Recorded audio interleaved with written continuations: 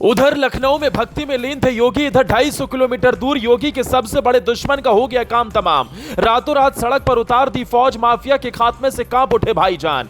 जिसने योगी को दिखाई थी लाल आंख, गुंडे माफियाओं के साथ मारने का बना लिया था प्लान। 33 साल बाद उसी खूंखार माफिया का हुआ सर्वनाश। अतीक के बाद मुख्तार का लगा नंबर, 18 साल पुरानी दुश्मनी का हो गया हिसाब, अस्पताल पहुंचने से पहले ही तोड़ा दम।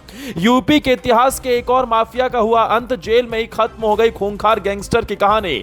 जिसने योगी को निपटाने का बना लिया था यूपी के इतिहास का सबसे बड़ा प्लान, आज योगी राज में उसी माफिया का हो गया काम तमाम। उधर योगी लखनऊ में कर रहे थे भगवान भोले की पूजा, तभी 250 किलोमीटर की दूरी से आई ऐसी खबर जिसे सुनकर योगी भी चौंक गए। जिसने कभी योगी को मारने की रची थी साजिश, जिसके नाम का कभी पूरे पूर्वांचल में चलता था सिक्का, आज योगी ने उससे कर लिया 18 साल पुराना हिसाब बराबर। जो आज तक कोई सोच भी नहीं पाया वो हिंद के सबसे बड़े शेर ने कर दिखाया। पूर्वांचल के सबसे बड़े डॉन को मिट्टी में मिलाया, जिसके खिलाफ किसी की बोलने की हिम्मत नहीं होती। आज योगी राज में 33 साल बाद उस माफिया का अंत हो गया। लेकिन योगी और मुख्तार अंसारी की दुश्मनी आज की नहीं बल्कि 19 साल पुरानी है। जब योगी को मारने की मुख्तार पूरी प्लानिंग बना चुका था, उसी दिन योगी ने खाई थी कसम, इस माफिया को एक दिन मिट्टी में मिलाकर ही लूंगा दम।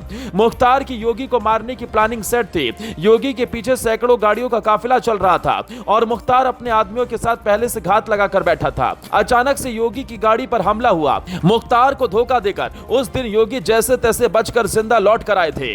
योगी और मुख्तार अंसारी की दुश्मनी 18 साल पुरानी है। पहली बार योगी आदित्यनाथ और मुख्तार अंसारी 2005 में आमने सामने आए थे। 2005 में मऊ में दंगा हुआ था।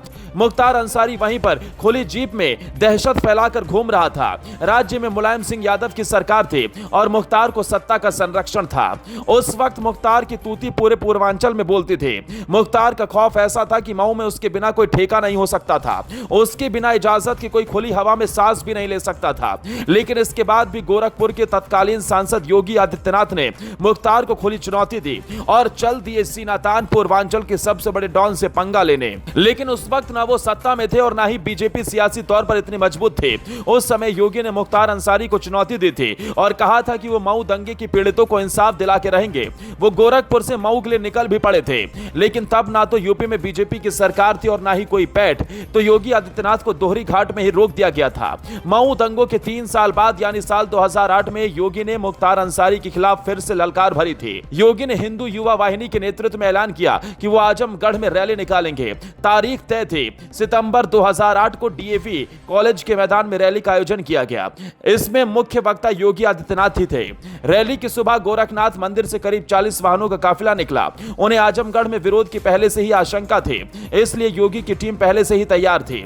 योगी का काफिला जब निकला तो सैकड़ों गाड़ियां पीछे थी, कई सौ मोटरसाइकिलें भी योगी योगी के नारे लगा रही थी। योगी आदित्यनाथ काफिले में 7वें नंबर की लाल एसयूवी में बैठे थे, तभी एक पत्थर उनकी गाड़ी पर आकर लगा।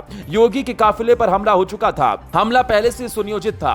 उस वक्त योगी ने यह संकेत दे दिया कि हमला मुख्तार अंसारी ने करवाया। योगी ने कहा था कि काफिले पर लगातार एक पक्ष की तरफ से हमला किया गया, गाड़ियों को तोड़ा गया, पुलिस मौन बनी रही। योगी ने उसी समय कहा था कि हम इस लड़ाई को आगे बढ़ाएंगे, जिसने भी हम पर हमला किया अगर पुलिस कार्रवाई नहीं करेगी तो उनको उसी की भाषा में जवाब दिया जाएगा।